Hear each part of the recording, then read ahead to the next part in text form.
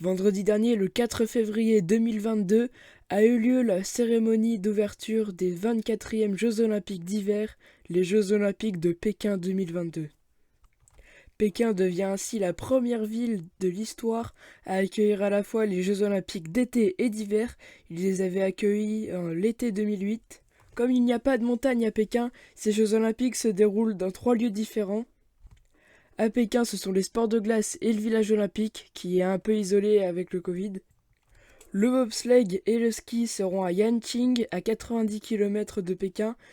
Et pour le ski de fond et le saut, ça sera à 190 km à Zhangjiakou. Ces Jeux Olympiques sont très controversés, on entend beaucoup de choses, des appels au boycott, etc. Dans cette vidéo, vous allez pouvoir comprendre clairement ce qui ne va pas avec ce Jeux Olympiques 2022 à Pékin. Après avoir été arrêté par les autorités qataries suite à ma vidéo sur la Coupe du Monde Qatar 2022, je vais maintenant me faire enfermer par le gouvernement chinois dans les camps de concentration au Xinjiang. Je prends ce risque pour vous, allez, c'est parti!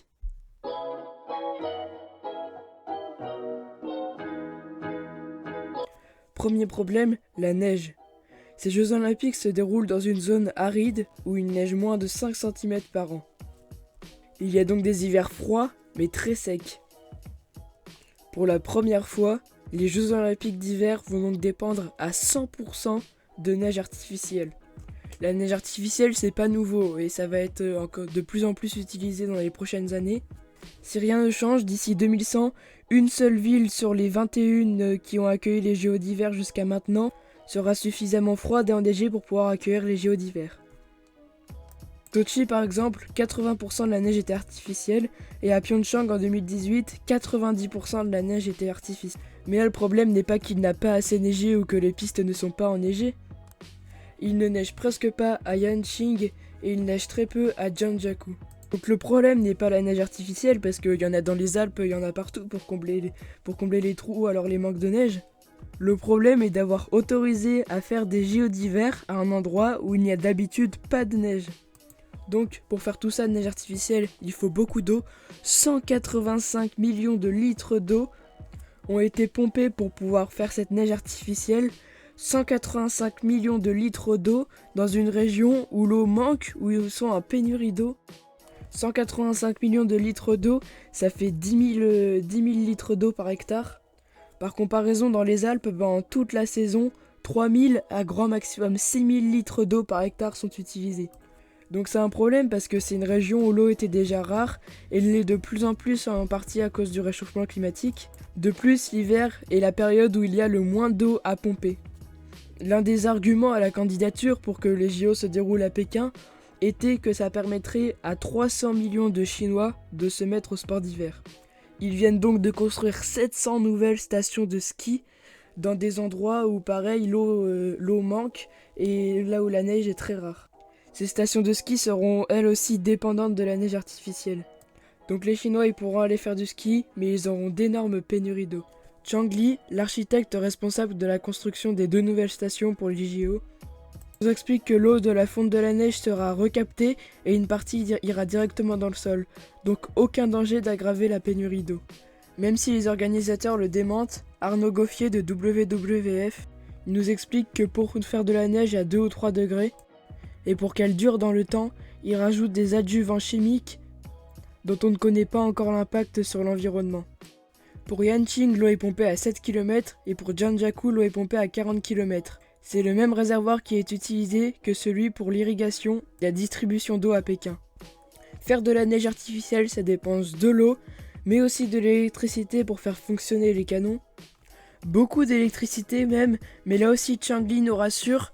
Des panneaux solaires et des champs d'éoliennes ont été installés autour de Zhangjiakou, ce qui va complètement absorber les besoins énergétiques de ces canons à neige. Les éoliennes apporteraient 14 millions de kilowatts et les panneaux solaires en apporteraient 7 supplémentaires. Il nous dit même que c'est équivalent à la production d'électricité à Singapour. Alors j'ai pas réussi à comparer parce que j'ai pas réussi à convertir les kilowatts en kilowattheures. Donc en tout ça fait 21 millions de kilowatts et Singapour a produit en 2020 50,3 gigawattheures. Voilà, s'il y en a qui peuvent nous dire comment on peut comparer ça. Bon, on peut que espérer que ça soit vrai, même si on a du mal à le croire.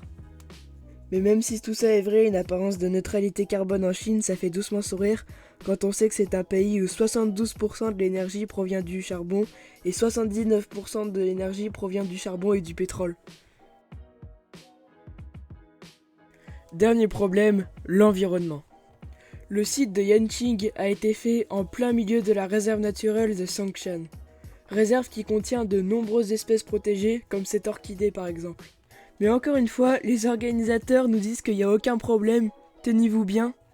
Ils ont déplacé les limites de la réserve naturelle. Il n'y a plus aucun problème du coup parce que ça se situe plus sur la réserve naturelle, ils l'ont déplacé. Sauf qu'on déplace pas une réserve naturelle comme ça, les plantes, les animaux, ils se déplacent pas comme ça. Voilà, auparavant c'était une grande réserve boisée et complètement inhabitée, et maintenant il y a une piste de ski en plein milieu. Mais il n'y a aucun problème parce que la réserve elle a été déplacée, donc c'est bon, elle est plus loin la réserve maintenant. Je vais rester poli, mais là on voit vraiment qu'on se moque de nous au plus haut point. Surtout si dans leur neige artificielle il y a des produits chimiques, si après elles se déversent dans la réserve naturelle, c'est pas fou. De plus, on met de la neige sur des montagnes qui d'habitude n'ont pas l'habitude d'en avoir. Enfin, elles n'ont pas l'habitude d'en avoir autant. Les scientifiques craignent donc qu'à la fonte de la neige, ça abîme le site et que ça accélère l'érosion. Des scientifiques chinois avaient alerté sur tous ces problèmes en 2015, mais vous doutez bien, ils ont été censurés. Autre chose, de nombreux champs, de nombreuses terrasses agricoles qui étaient là depuis très longtemps, ont été rasés pour construire les stations et pour planter des sapins.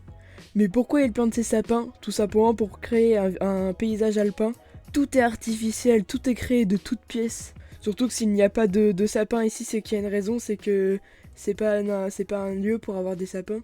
Voilà, ils mettent de sapins, de la neige un peu partout pour que à la caméra ça paraisse joli. Mais bon, encore une fois, ils se moquent de nous. Regardez la piste de Big Air, en plein milieu d'une ancienne zone industrielle. Quel beau paysage alpin, c'est vraiment magnifique. Il y a le compte humoristique We Are Malherbe qui a mis sur Instagram en rigolant. Regardez, ils font les JO au Havre. Mais c'est limite ça, hein. Ça veut dire qu'en fait on peut faire les JO partout. On peut être des pistes de ski où on veut en fait, on met un truc, on met de la neige dessus et c'est bon. Bientôt il y aura des pistes de ski à Dubaï. Pas oublier ce que je viens de dire, il y a des pistes de ski à Dubaï. J'ai hâte de voir les Jeux Olympiques 2030 là-bas.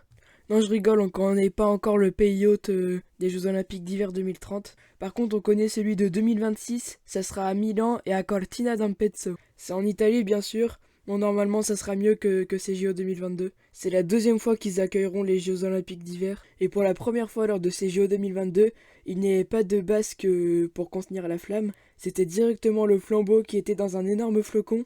Flocon composé du nom de tous les pays pour symboliser la paix et l'union entre les pays. C'est plein d'hypocrisie tout ça quand on sait que la Chine censure et enferme ceux qui parlent. Comme la sportive Peng Shuai par exemple, qui avait disparu après avoir accusé le premier ministre chinois d'agression sexuelle. Et bizarrement, elle est réapparue elle a fait une interview pour l'équipe, sous condition avec des gardes autour, dans laquelle elle dit que bizarrement tout va très bien, elle a jamais disparu et elle s'était jamais fait agresser. Quand on sait aussi que la Chine enferme arbitrairement 1 million de personnes dans des camps de concentration, et qu'ils veulent envahir des pays, je pense qu'ils peuvent bien se garder de donner des leçons de paix. Et le CIO pendant ce temps-là qui ferme les yeux comme tout le monde. Bon, si on veut chercher un côté positif, s'il y a bien une chose auquel on peut pas reprocher aux organisateurs de ces JO, ce sont les normes Covid. Le village olympique est fermé de toutes parts, ils sont dans une bulle sanitaire étanche. Pour éviter toute contamination, même leur repas est fait par des robots. C'est poussé à l'extrême et c'est même un petit peu effrayant. Voilà, on va continuer de supporter nos bleus pendant la semaine qui reste de Jeux Olympiques. Ils méritent notre soutien. Ils n'ont pas le droit de dire du mal de ces JO, sinon ils sont directement exclus de la compétition. Je pense que quand on a rien à se reprocher, on censure pas les gens comme ça. On peut même pas se consoler en se disant qu'il y a la Coupe du Monde en fin d'année, parce que c'est la Coupe du Monde au Qatar. La FIFA, la CIO, décidément la corruption c'est une institution dans les grandes instances internationales. Voilà, c'est la fin de cette vidéo, dites-moi ce que vous en avez pensé. Likez, partagez, c'est important. Et retrouvez-moi sur Instagram si vous voulez des nouvelles en continu du sport, du football. Moi je vais aller m'acheter un petit canon à neige pour faire une station de ski dans mon jardin. Faites du sport, regardez le sport, et moi je vous dis salut!